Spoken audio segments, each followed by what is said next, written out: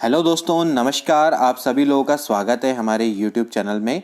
दोस्तों, हम लोगों ने एलटी शिक्षण अभिरुचि को लेकर एक विशेष सीरीज चलाई हुई है, जिसके क्रम में आज का टॉपिक है अधिगम के पठार, अधिगम के वक्र एवं लर्निंग गैप। दोस्तों, ये टॉपिक काफ़ी इम्पॉर्टेंट है और इससे आने वाले एग्ज़ाम में काफ़ी क्वेश्चंस आने की संभावना रहेगी। तो इस वीडियो को पूरा धैर्यपूर्वक देखिएगा, काफ़ी कुछ सीखने को मिलेगा। तो चलिए वीडियो को स्टार्ट करते हैं। तो फ्रेंड्स, आज का टॉपिक है अधिगम के पठार एवं लर्निंग गैप। सबसे पहले बात करते हैं अधिगम की पठार की। तो इसका क्या अर्थ है, पहले इसको समझ लेते हैं। दोस्तों, जब भी हम कोई नई बात सीखते हैं तो हम सीखने में लगातार प्रगति नहीं करते, क्योंकि जो प्रगति है वो कभी कम भी हो सकती है और कभी अधिक भी हो सकती है। ओके, और कुछ समय पश्चात एक ऐसा भी अवसर आ जाता है कि जब हमारी उन्नति या प्रगति सीखने में बिल्कुल रुक जाती है। ओके, इस फेज को ही दोस्तों अधिगम के पठार बोला जाता है। इसके कई कारण हो सकते हैं, जैसे कि भाई कोई हमारा ज्ञानावरोध हो जाए, यानी कि नॉलेज लिमिट हो जाए, कोई हमारी मोटिवेशनल लिमिट हो जाए, ठीक है। शारीरिक अक्षमता भी हो सकती है, जैसे कि कोई अवरोध आ जाए, जैसे कि भाई थकान हो जाए, अरुचि आ जाए, सिर दर्द हो जाए। तो इस प्रकार की जो अवस्था होती है दोस्तों, उसी को क्या बोला जाता है, अधिगम के पठार बोला जाता है। मैंने जैसे कि आपको पहले ही बताया कि हमारे सीखने की जो गति होती है वो कभी भी एक समान नहीं होती है। सीखने में हम उन्नति तो करते रहते हैं, लेकिन वो कभी उन्नति कम होती है, कभी ज़्यादा होती है, ठीक है ना। लेकिन एक ऐसा समय आ जाता है कि जब हमारी उन्नति कुछ देर के लिए बिल्कुल रुक सी जाती है, ठीक है ना। जैसे मैं अगर आपको दिखाऊं, ये एक्स एक्सिस है और अगर वाई एक्सिस है, तो हो सकता है कि पहले हमारे सीखने में गति हो, हम उन्नति करते हुए चले जाएं समय के संग संग, और एक समय के बाद क्या हो जाए, बिल्कुल ये जो सरफेस है वो फ्लैट हो जाए।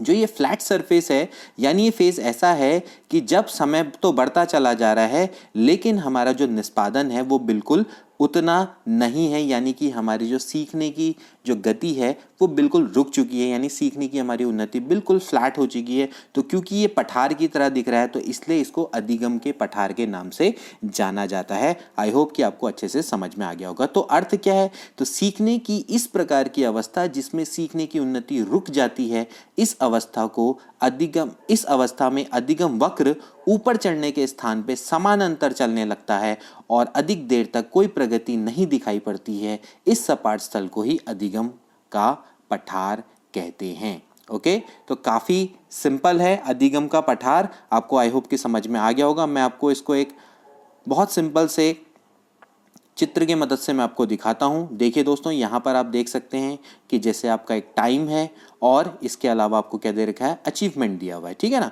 यानी कि आपने क्या क्या अचीव किया, यानी आपका रिजल्ट कैसा रहा, ठीक है।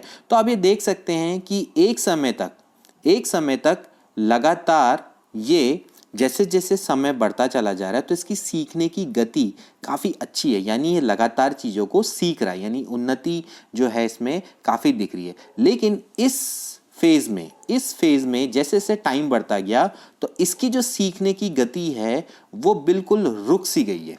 ओके, यानी कि जो सीखने में उन्नति है वो बिल्कुल रुक सी गई है। तो इसी को दोस्तों बोला जाता है अधिगम का पठार। ओके, तो इस फेज को ही अधिगम का पठार बोला जाता है। उसके बाद फिर जैसे जैसे अब आगे समय बढ़ा, तो फिर आपकी क्या आ गई, इसमें गति आ गई, यानी कि जो सीखने की जो गति है या सीखने में उन्नति है वो फिर से तेज हो गई है। तो इसको आप समझ सकते हैं कि अधिगम के पठार आते रहते हैं, सभी की लाइफ में आते हैं, ठीक है। इसको आप ध्यान में रखेंगे। इसके बाद इसमें कुछ इंपॉर्टेंट डेफिनेशंस हैं जो कि कुछ महत्वपूर्ण मनोवैज्ञानिकों द्वारा दी गई है, इसको भी आप समझ लीजिए। देखिए, इसमें सबसे इंपॉर्टेंट डेफिनेशन है जैसे रॉस की, इन्होंने क्या बोला है कि पठार सीखने की क्रिया की प्रमुख विशेषता है जो इस अवधि को सूचित करती है जब सीखने की क्रिया में कोई भी उन्नति नहीं होती है। ओके, आप समझ रहे होंगे कि जब सीखने की क्रिया में कोई भी उन्नति नहीं दिखाई देती है, तो उस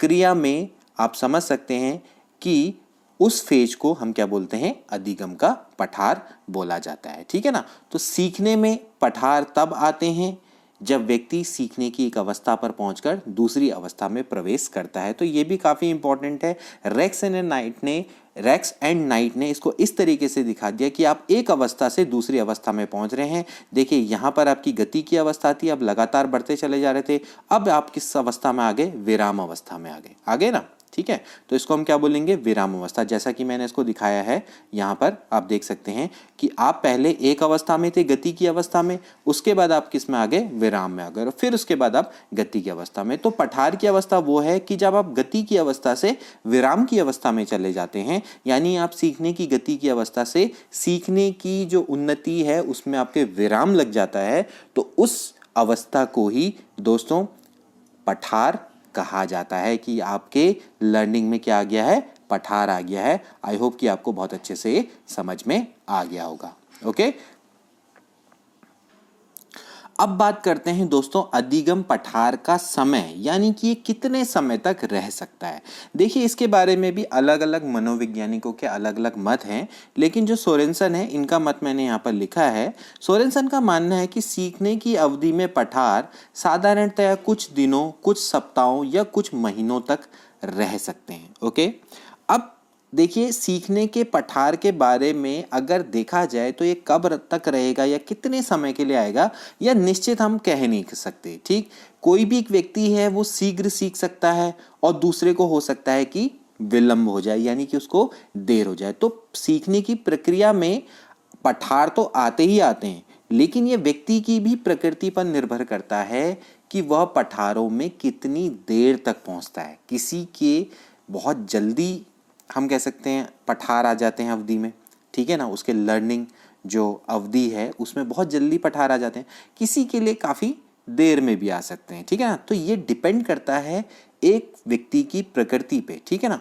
और ऑफ कोर्स जो पठार है वो कितने समय तक रहेंगे ये भी उनकी प्रकृति पर निर्भर करेगा कि कितने समय तक पठार रहेंगे। ओके, अब डिस्कस कर लेते हैं दोस्तों कि इसके कारण क्या है, अधिगम पठार बनने के कारण क्या हैं। कुछ इंपॉर्टेंट कारक हैं जिनको मैंने यहाँ पर सिर्फ इनकी हेडिंग लिखी है, लेकिन हम इसको बहुत इजीली समझ सकते हैं, बहुत इजी होगा इसको डिफाइन करना, तो आप इसको देखते चले जाइए। देखिए सबसे पहला आता है अधिगम पठार के कारण में मनोशारीरिक सीमा। ठीक है, मनोशारीरिक सीमा यानी कि जो हमारी दोस्तों लिमिट है, ठीक है, साइको फिजिकल लिमिट। ठीक, अधिगम में दोस्तों पठार इसलिए आता है कि व्यक्ति की शारीरिक और मानसिक सीमा होती है, होता ही नहीं होती है, हर एक मनुष्य में एक मानसिक और शारीरिक सीमा होती है। उसके पश्चात उसको क्या हो जाएगी, थकान लगने लग जाएगी या उसको सिरदर्द होना स्टार्ट हो जाएगा। ठीक है ना, इस सीमा के बाद व्यक्ति कुछ नहीं सीख सकता। आप एक लिमिट तक की तो सीखोगे ना, ठीक है, तो आपको कहीं ना कहीं क्या हो जाएगी, बीच में थकान। मैं ऐसा नहीं कह रहा हूँ सीखने को आप सीख सकते हो, लेकिन मैं बात कर रहा हूँ लगातार सीखने की, लगातार शारीरिक कार्य करने की। तो एक मनोशारीरिक सीमा का मतलब यही है दोस्तों कि एक व्यक्ति है, उसकी शारीरिक और मानसिक सीमा होती है, एक पश्चात उसको थकान आ जाएगी, उसको हेडेक होने लग जाएगा और उस सीमा के पश्चात व्यक्ति कुछ नहीं सीख सकता। ठीक, अब ये जो मनोशारीरिक सीमा है सभी व्यक्तियों में एक सी नहीं होती है, अलग अलग व्यक्तियों में अलग अलग होती है। ठीक है ना, कहने का मतलब है कोई व्यक्ति है वो ज़्यादा लंबे समय तक सीख सकते हैं और कुछ व्यक्ति है वो जल्दी थक जाते हैं। ठीक है, तो अब डेफिनेटली क्या होगा, सीखते सीखते एक ऐसी स्थिति लेकिन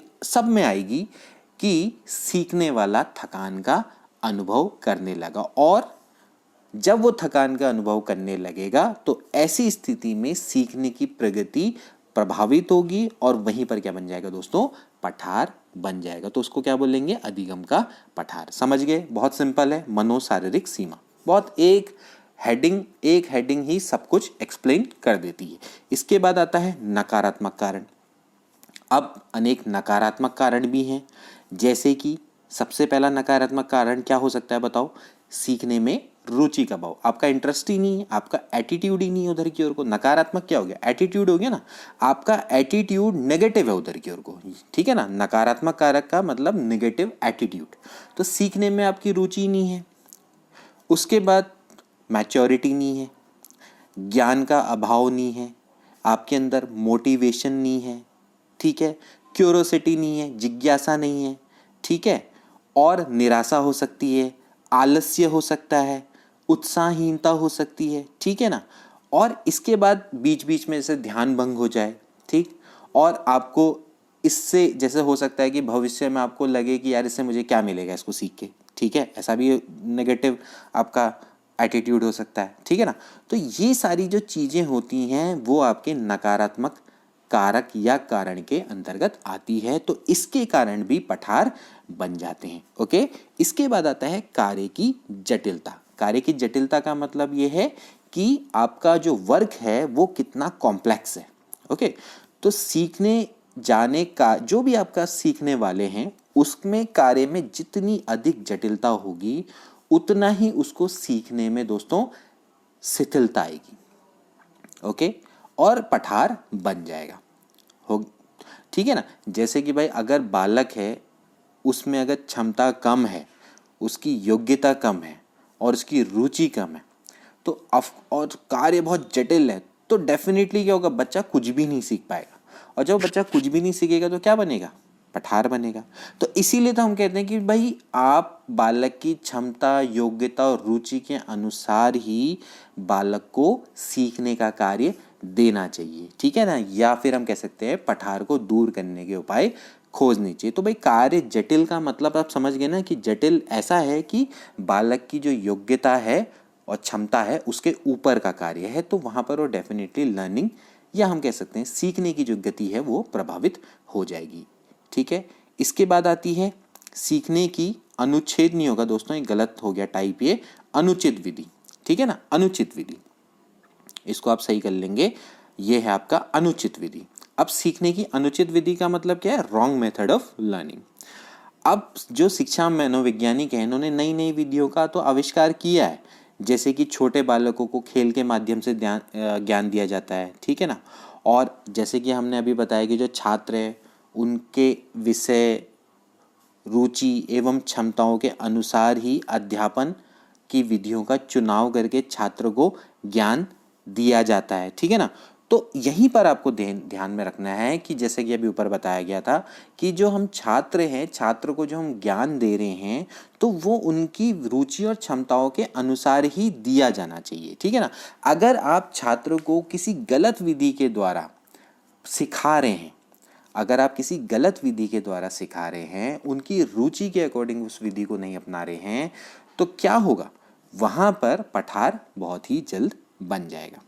ओके, तो यहां पर आपको ध्यान में रखना है कि पठार क्यों बन जाते हैं, कभी कभार जब सीखने की अनुचित विधि टीचर लोग अपना लेते हैं तो वहां पर भी पठार बनने की संभावना रहती है। जैसे कभी कभार क्या होता है ना कि हम उंगलियों की सहायता से गिनती गिनाते हैं, तो वहाँ पर क्या होता है कि बच्चे उसको अच्छे से सीख नहीं पाते, ठीक है ना।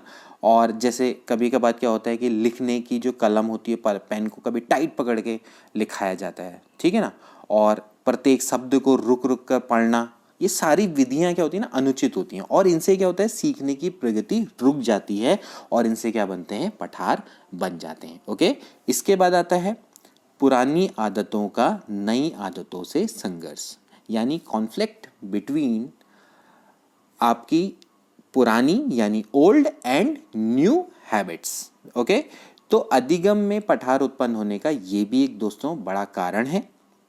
जब कोई जो छात्र हैं अगर उनको अपनी पुरानी आदतों की का अभ्यास हुआ है, यानी उसका हम कह सकते हैं पुरानी आदतें उनको पड़ी हुई हैं, तो वो जब नए तरीके अपनाता है तो उसे कठिनाइयों का सामना करना पड़ता है, तो इससे क्या होता है, अपने आप ही पठार आ जाता है। तो इसलिए बोलते हैं पुरानी आदतों का नई आदतों संघर्ष।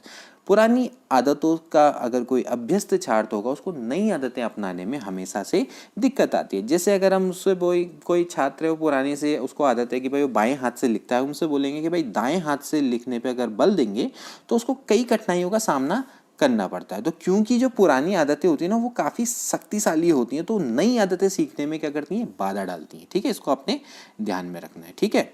इसके बाद आता है जटिल पक्ष या जटिल कार्य के केवल एक पक्ष पर ध्यान, यानी emphasise on one aspect of complex work.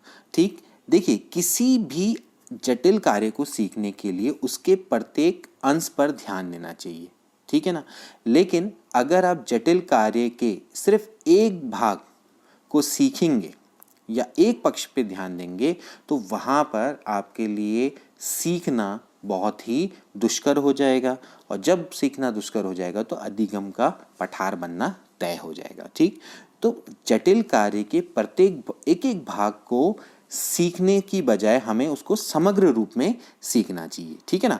जैसे कि अगर मैं आपको बताऊं, जैसे उदाहरण के लिए जैसे एक सितार है, ठीक, तो सितार बजाने के लिए सितार को ठीक ढंग से संभालने और या फिर हम उंगलियों को तार पर रखने, उसे बजाने, ठीक है, और साथ साथ ही हमें क्या करना चाहिए, उपकरण को साथ में संभाले रखना चाहिए। ठीक, यदि हम खाली उसमें उंगलियां चलाते रहेंगे और अगर हम सितार को संभाल नहीं पाएंगे तो सीगरी क्या हो जाएगा, पठार आ जाएगा, है ना। तो जटिल कार्य के एक ही पक्ष पर अगर हम ध्यान देंगे तो हमें वो कार्य सीख नहीं पाएंगे। जैसे कि मैंने आपको फिर से बताया कि भाई सितार है, सितार की अगर आप खाली उसमें उंगलियां फेरते रहेंगे, क्योंकि सितार को बजाना एक जटिल कार्य है, ठीक है ना, तो आप उसके सिर्फ एक ही पक्ष पे ध्यान दे रहे हैं। आप उसको ठीक ढंग से पहले संभालें, उंगलियों को तार पे रखें उसे बजाने के लिए, ठीक है ना। आप सारे उपकरण को एक साथ अच्छे से संभाल के रखें, तभी जाके क्या होगा, आपको सितार बजाना आ पाएगा, है ना। लेकिन आप उसके सिर्फ एक ही पक्ष पे ध्यान देंगे, खाली उंगली चलाते रहेंगे और आप अगर सितार को संभाल नहीं पाएंगे तो सीगरी क्या होगा, पठार आ जाएगा। ठीक है ना। तो इसको क्या बोलते हैं, एक ही पक्ष पर ध्यान। इसके बाद आएगा अभ्यास का अभाव। देखिए इसको तो थॉर्नडाइक ने भी माना है ना, अभ्यास का नियम दिया था उन्होंने। तो भाई सीखने का जो सबसे महत्वपूर्ण कारक है वो क्या है, अभ्यास है थॉर्नडाइक के अनुसार। तो अभ्यास अगर गलत तरीके से होगा तो ऑफकोर्स क्या आ जाएगा, सीखने में पठार आ जाएगा। इसके बाद आता है उपयुक्तता ना होना, यानी लैक ऑफ एप्रोप्रिएटनेस। तो इसका क्या मतलब है, यदि बालक की रुचि एवं स्तर के अनुरूप सीखने वाला विषय नहीं होगा तो बालक उस विषय के सीखने में रुचि नहीं लेगा। ओके, तो जैसा कि अभी हमने ऊपर भी कई टॉपिक्स में डिस्कस किया कि हमेशा बालक की रुचि और स्तर, इसका ध्यान रखना बहुत ही आवश्यक होता है जब आप बालक को कोई भी नई चीज़ सिखाते हैं। ओके, तो पठार उत्पन्न होगा अगर वो उपयुक्त नहीं होगा, ठीक है ना, एप्रोप्रिएट नहीं होगा। इसके बाद आवश्यकता के अनुरूप नहीं, अकॉर्डिंग टू नीड्स, मतलब नॉट अकॉर्डिंग टू नीड्स। यदि बालक को यह ज्ञात हो कि अगर वो जो सीख रहा है वो उसकी आवश्यकता की पूर्ति नहीं करेगा तो बालक उसमें रुचि नहीं लेगा और डेफिनेटली वहाँ पर क्या आ जाएगा, पठार आ जाएगा। इसके बाद आता है व्यवधान, डिस्टर्बेंस। सीखते समय अगर बहुत ज़्यादा शोरगुल हो रहा है या अन्य प्रकार के व्यवधान हो रहे हैं तो उससे भी सीखने की गति रुक जाती है। ओके, और बच्चा ध्यान केंद्रित नहीं कर पाता है। तो इसलिए शिक्षक को चाहिए वो छात्रों का अपनी ओर ध्यान केंद्रित करे रखे। अब इसके लिए तो शिक्षक के अंदर यही स्किल्स होनी चाहिए, ठीक है। इसके बाद आता है प्रेरणा का अभाव, लैक ऑफ मोटिवेशन। सीखते समय छात्र को अगर आप उत्साहित और प्रेरित नहीं किया गया है तो कुछ देर बाद क्या होगा, सीखने की प्रति उसमें अरुचि जागृत हो जाएगी और पठार बन जाएगा। आई होप कि आपको समझ में आ गया होगा। अब इसके बाद अधिगम पठारों का निराकरण। पठार सीखने की गति में हमेशा बाधा डालते हैं या सीखने की उन्नति में हमेशा बाधा डालते हैं और उसके समय को तो हमेशा वो वेस्ट करते हैं। तो कुछ लोगों का विचार है कि भाई पठारों को तो समाप्त कर देना चाहिए, लेकिन जो सोरेनसन है इनका मानना है कि भाई देखिए कोई भी ऐसी विधि नहीं है जिससे पठारों को बिल्कुल समाप्त कर दिया जाए, पर उनकी संख्या और अवधि को कम किया जा सकता है। ठीक है, तो हम कैसे करेंगे, यहाँ पर कुछ दिए गए हैं पॉइंट्स, इनके आधार पर पठारों की अवधि और संख्या को कम किया जा सकता है। ठीक है ना, क्योंकि पठार हैं तो अध्यापक को पता लग जाता है कि भाई छात्र है वो सीख नहीं पा रहा है। अगर पठार से शिक्षक को हमेशा जानकारी मिल जाती है कि भाई जो छात्र है वो सीख नहीं पा रहा है, यानी वो थक गया है, तो वो क्या कर सकता है, अपनी ओर से अपने शिक्षण को इतना प्रभावशाली बना सकता है और अधिगम को बहुत ही सरल और उपयुक्त बनाने का प्रयास कर सकता है, ठीक है ना। लेकिन उसके लिए उसको इन सब चीज़ों का ख्याल रखना पड़ेगा जो यहाँ पर लिखी गई हैं। तो कुछ विधियाँ हैं, इनको वो अपनाएगा तो इससे अधिगम के पठार, हम कह तो नहीं सकते कि बिल्कुल दूर हो जाएंगे, लेकिन फिर भी काफ़ी सहायता मिलेगी, काफ़ी पठार को दूर करने में सहायता मिल सकती है। देखिए सबसे पहला आता है सीखने के समय का वितरण, यानी कि डिस्ट्रीब्यूशन ऑफ लर्निंग टाइम। देखिए सीखने के समय का अगर आप कुशलतापूर्वक वितरण करेंगे, यानी कि डिस्ट्रीब्यूशन करेंगे, वो अधिगम के पठार को दूर करने में सहायक होता है। जैसे कि खासकर मानसिक विषय होते हैं ना, जिसमें आपका मानसिक अध्ययन होता है, तो वहाँ पर समय का वितरण हमेशा लाभदायक रहता है।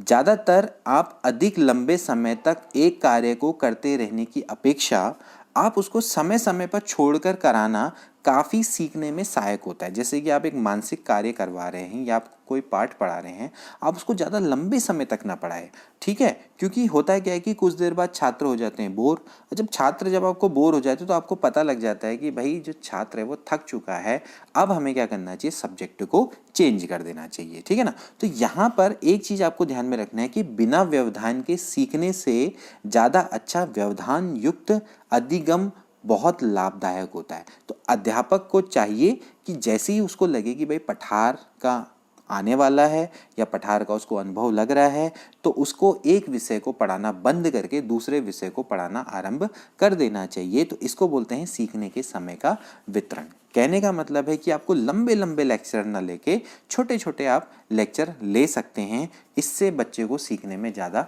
मदद मिलेगी। आप एक लंबा लेक्चर लेंगे एक ही जिसमें ज़्यादा मानसिक क्रिया रहती है, तो वहाँ पर बच्चे का लगातार ध्यान उस पर लगाए रखना काफ़ी मुश्किल हो जाता है, ठीक है। इसके बाद उत्साह के संग अधिगम, लर्निंग विथ एक्साइटमेंट। ओके, तो भाई अधिगम के बारे में तो हम काफ़ी कुछ डिस्कस कर चुके हैं। देखिए एक सक्रिय प्रक्रिया है, तो जितने अधिक उत्साह के संग अगर आप अधिगम को प्रारंभ करेंगे तो उसमें उतनी ही अधिक आपको सफलता प्राप्त होगी, ठीक है ना। अगर उसमें रुचि नहीं है तो आप कोई भी चीज़ सीख या सिखा नहीं सकते हैं, ठीक है ना। तो रुचि के अभाव में अगर आपको कोई भी प्रत्यक्षात्मक या फिर आपका कोई विचारात्मक यानी कॉन्सेप्चुअल कोई भी विषय हो, आप उसको सिखा नहीं सकते हैं, ठीक है ना। तो इसको ध्यान में रखना है कि जब भी अधिगम हो तो वो हमेशा क्या हो, एक्साइटमेंट के संग हो, ठीक है ना, यानी उत्साह के संग हो, ठीक। इसको आपने ध्यान में रखना है। वैसे देखिए मनोवैज्ञानिकों ने जो प्रयोग किए हैं उसमें दिखता है कि जो 25 वर्ष की आयु है, 25 साल तक की आयु है, उसमें सीखने की क्षमता बढ़ती है, ठीक है।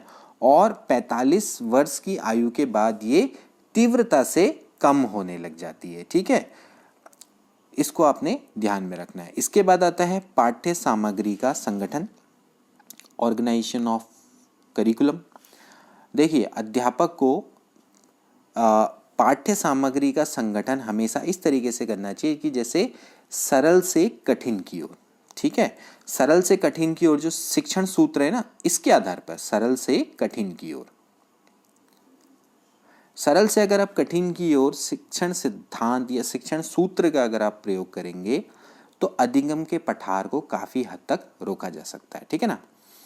तो इसके अनुसार आप क्या करेंगे, जैसे हम कह सकते हैं कि जैसे आप इसको इस तरीके से भी कह सकते हैं कि समग्र से हम कह सकते हैं पाठ की ओर, ठीक है ना। समग्र यानी होल से पाठ की ओर, तो इस तरीके से आप करेंगे तो भी आपका काफ़ी फायदा होगा। आप मतलब अपने विषय को हमेशा सुरुचिपूर्वक पढ़ा सकेंगे और पठार की समस्या नहीं आएगी, ठीक है। इसके बाद आता है शिक्षण विधि में परिवर्तन।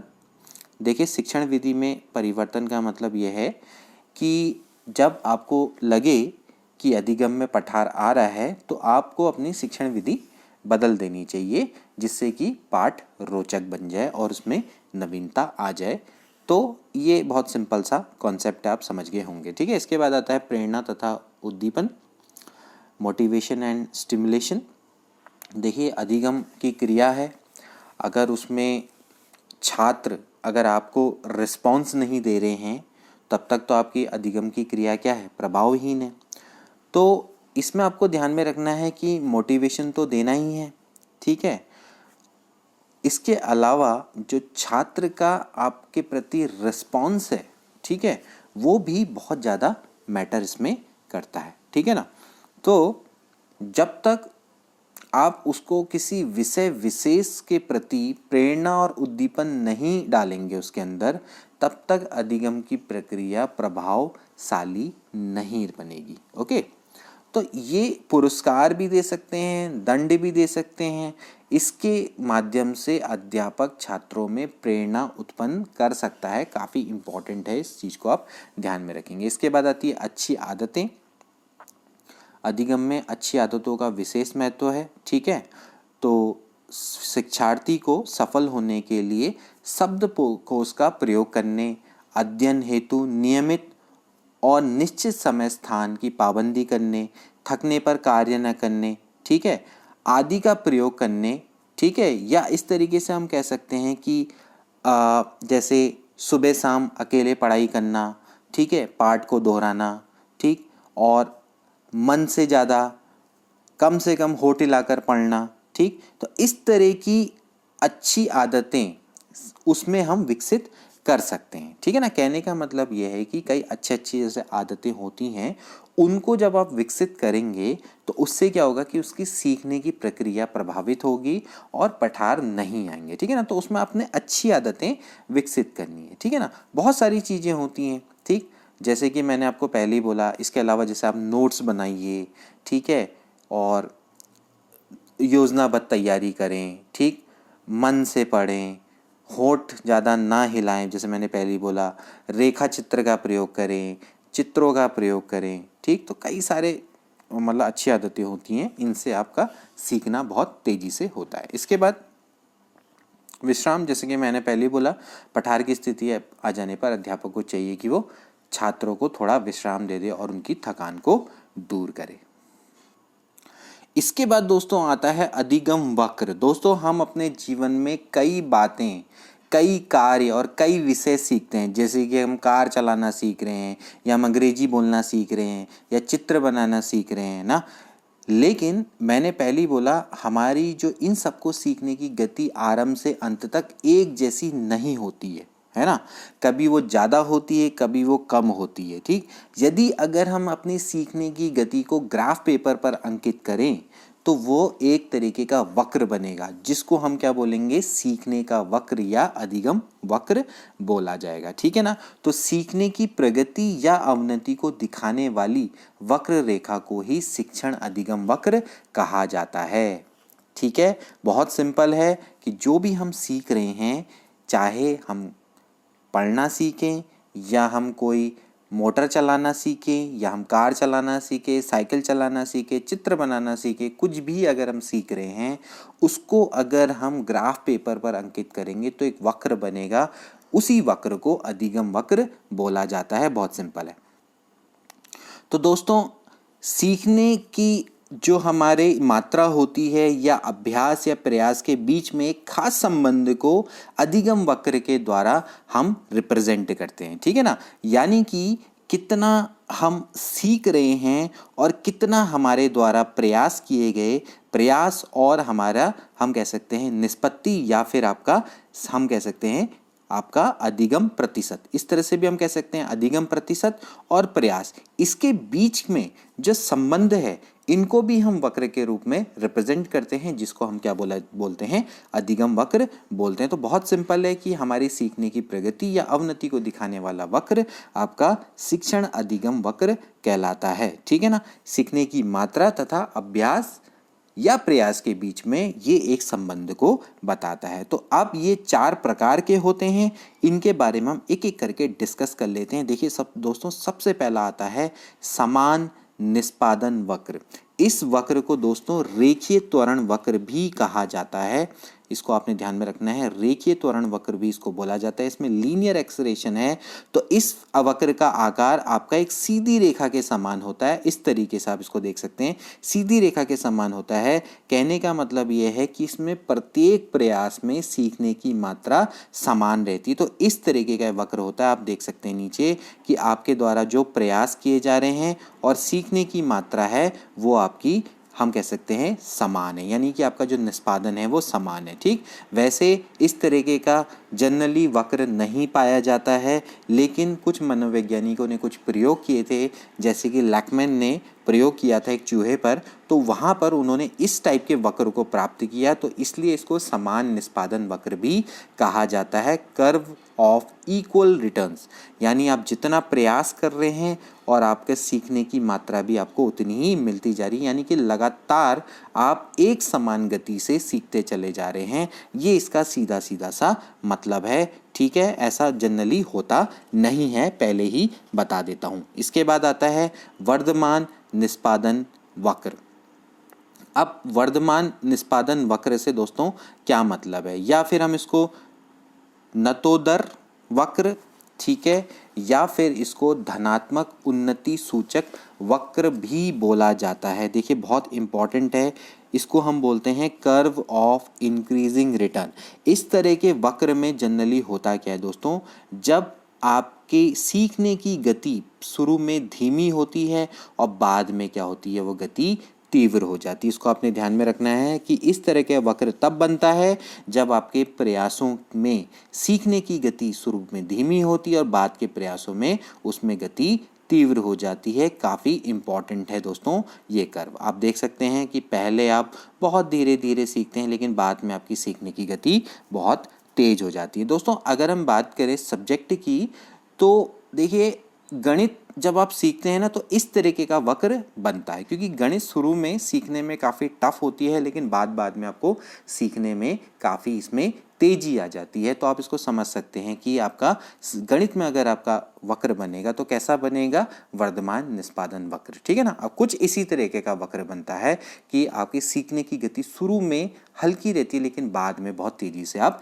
सीखते चले जाते हैं। ठीक है, इसके बाद आता है हास निष्पादन का वक्र, जो कि बिल्कुल जैसे इसका उल्टा है। इसको उन्नतोदर वक्र या ऋणात्मक उन्नति सूचक वक्र भी बोलते हैं। तो इस वक्र में आपका क्या होगा, प्रारंभ में सीखने की गति काफ़ी तीव्र होती है और परंतु बाद में यह धीमी हो जाती है। इसको आपने ध्यान में रखना है। तो इस टाइप का जो वक्र होता है यहाँ पर आपको दिखाया गया है कि आपको प्रयास में आप सीखने में बहुत तेज़ी से सीख रहे हैं, लेकिन बाद में जैसे जैसे आपके प्रयास बढ़ते चले गए, यानी समय बढ़ता चला गया, आपकी सीखने की गति क्या होती चली गई, मंद होती चली गई। ऐसे जो वक्र होते हैं ये जनरली, जैसे आप 8 सब्जेक्ट सीखते हैं लाइक इतिहास, या फिर आप भारतीय नागरिक अर्थव्यवस्था या आपका नागरिक शास्त्र, ऐसे सब्जेक्ट को सीखने में होता यही है कि सीखने की गति शुरू में काफ़ी तेज होती है, बाद में ये मंद पड़ जाती है। तो इस टाइप का आप समझ गए होंगे। ठीक है, इसके बाद आता है एस आकारीय वक्र। अब जो एस शेप्ड कर्व होता है या इसको मिश्रित वक्र भी बोला जाता है,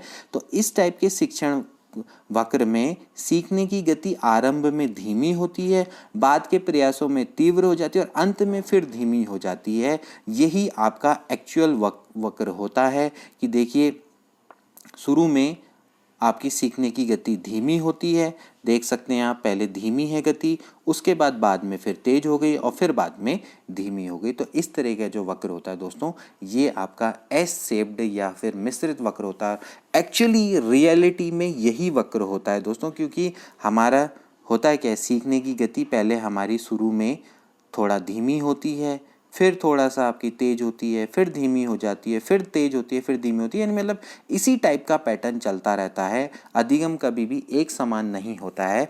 तो जो एक्चुअली आपका देखा जाए तो एस मिश्रित वक्र ही रियलिटी में पाया जाता है। वैसे देखा जाए तो जो एस यानी एस शेप्ड जो कर्व है, ये 2 कर्वों से बना हुआ है, जो कि अभी हमने 2 ऊपर पढ़े। पहला वाला कौन सा था, वर्धमान निष्पादन वक्र और हास निष्पादन वक्र। ये इन दोनों का एक तरीके से सम्मिलित स्वरूप है। आई होप कि आपको बहुत अच्छे से समझ में आ गया होगा। ठीक है ना।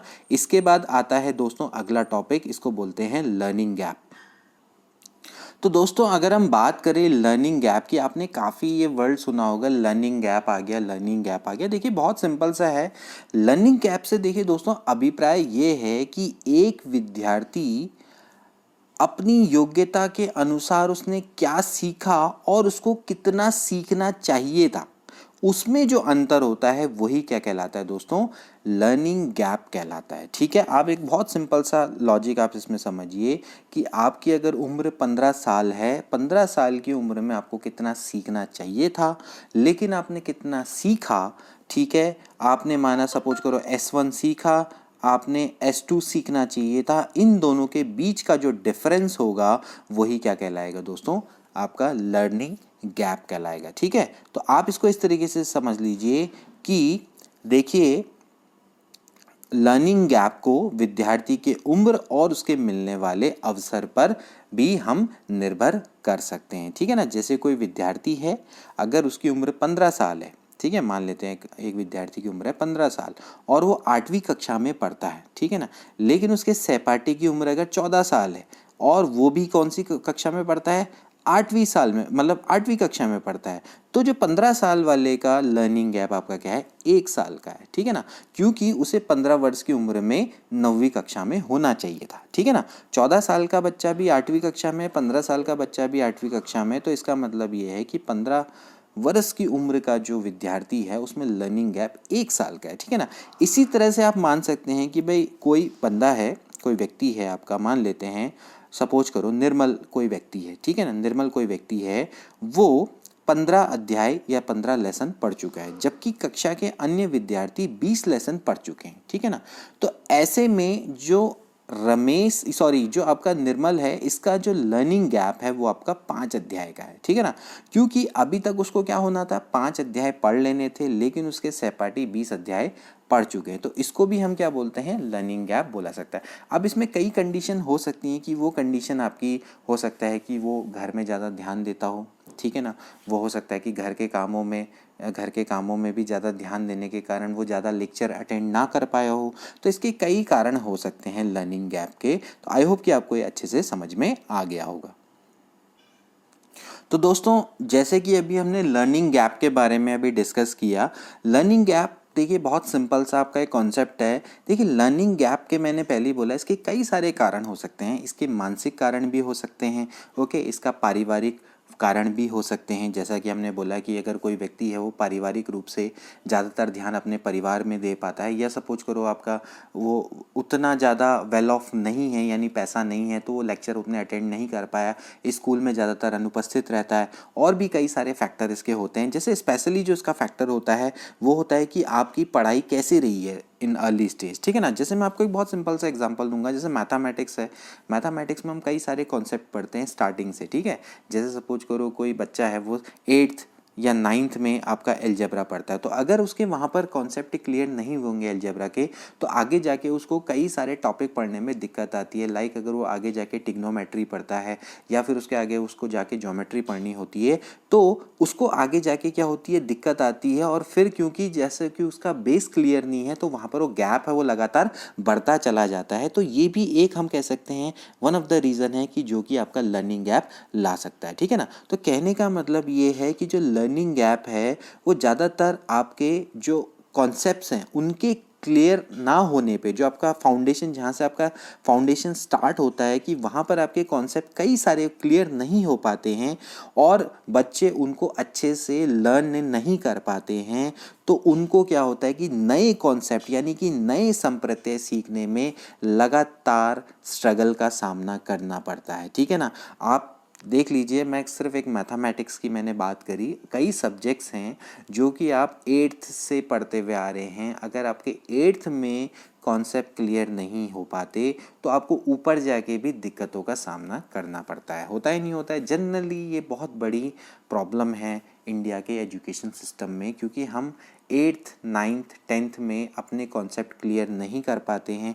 तो वहाँ से हमें आगे जाके लर्निंग गैप का सामना करना पड़ जाता है। ठीक है ना, तो क्योंकि आपने नीचे की चीज़ें अच्छे से नहीं पढ़ी, तो आपके ऊपर के कॉन्सेप्ट अपने आप ही डिफ़िकल्ट हो जाते हैं, तो आपको नए कॉन्सेप्ट यानी कि नए संप्रत्यय को आप समझने में बहुत ही समय लग जाता है। ठीक है ना, तो इसीलिए क्या होता है कि जो स्टूडेंट हैं वो पीछे चले जाते हैं, यानी कि अपने समकक्षी जो अच्छे बच्चे हैं उनसे वो पीछे रह जाते हैं।